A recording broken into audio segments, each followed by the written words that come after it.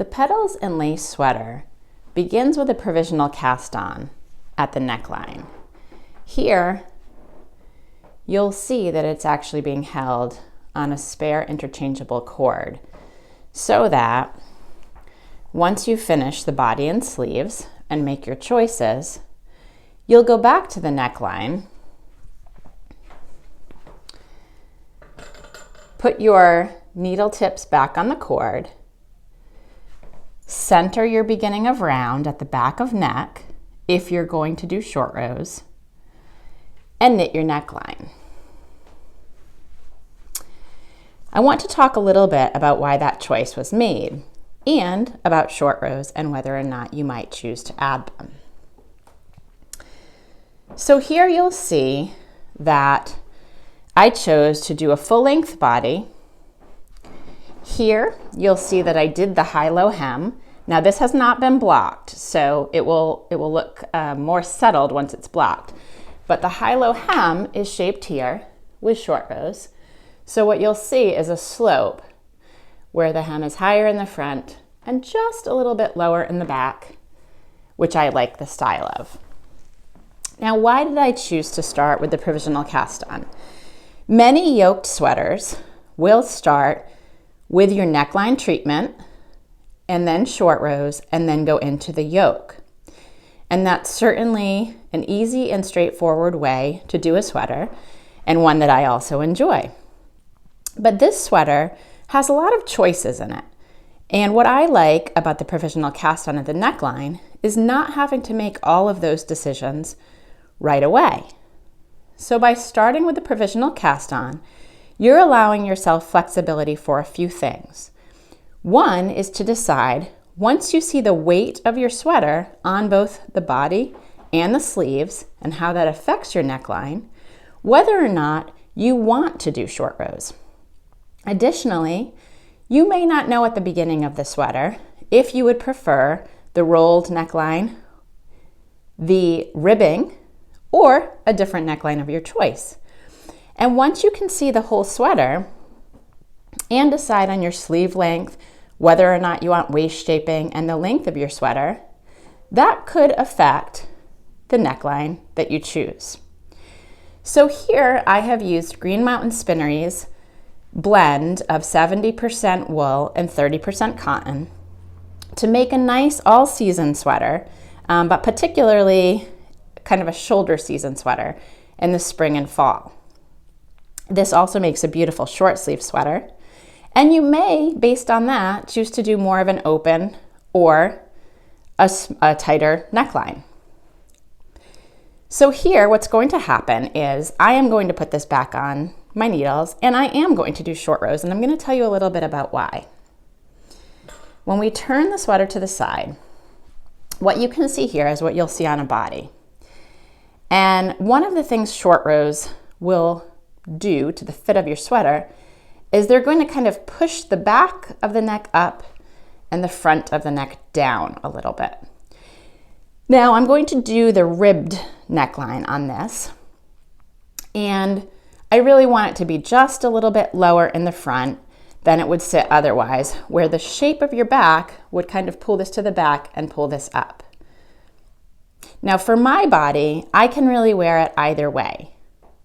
But what short rows are going to do back here, I'll show you, is I'm going to come here, and once I put this back with needle tips, I'm going to come to the center back. And that will be important for making sure that my short rows are centered around my neckline. So you'll recall on the front of the sweater, if you've already knitted this, that what happens on the front of the sweater is after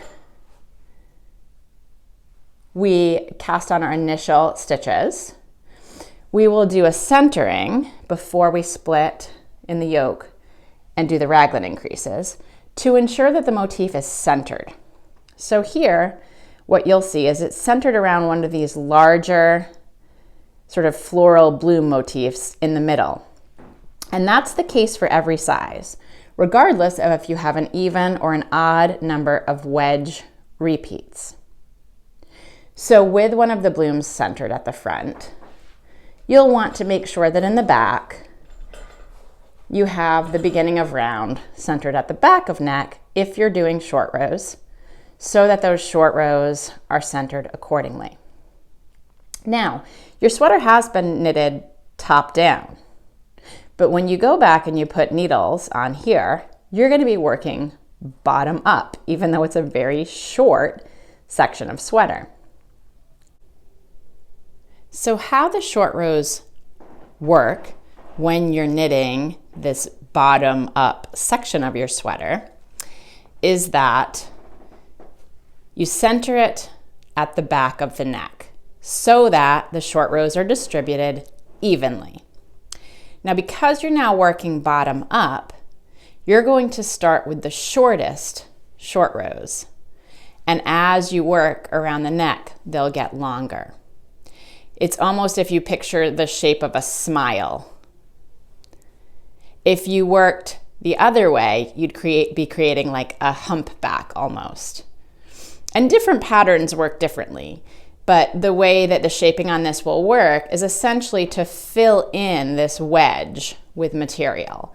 So think of it as a smile wedge here. You're going to fill it in that way. Short row, back and forth, and get longer as you go. And because I wanted to keep this neck just a little bit more open, that's how you'll determine how far your short rows go toward the center. So there's always room for personal modifications, but this is written to just give about a 1/2 inch in the back of additional depth here, and to create it with your shortest rows to your longest rows around. And so that's why I made the decision in this particular pattern to have the provisional cast on from the beginning, so that you now have the luxury, if you will, of trying on your sweater and making that decision at the end, as opposed to having that be the first decision that you make and then your whole sweater hanging from that neckline. This way, you can also put a lifeline in if you'd like when you pick it up and you try your neckline.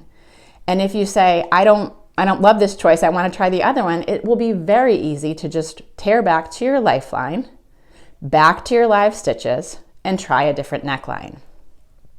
You can't do that if you start with the neckline. The choice is really made for you from the beginning, and what you would have to do if you changed your mind, it's not impossible, but you would have to thread a lifeline in after the fact, snip, and tear back this way because you would have been working top down. So that's just one of the choices that's available to you in the Petals and Lace sweater, and something that I think is a little bit unique about choosing all of these aspects of your fit.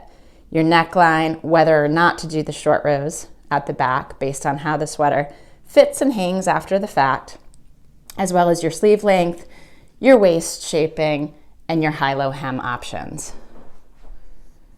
Thanks for watching and happy knitting!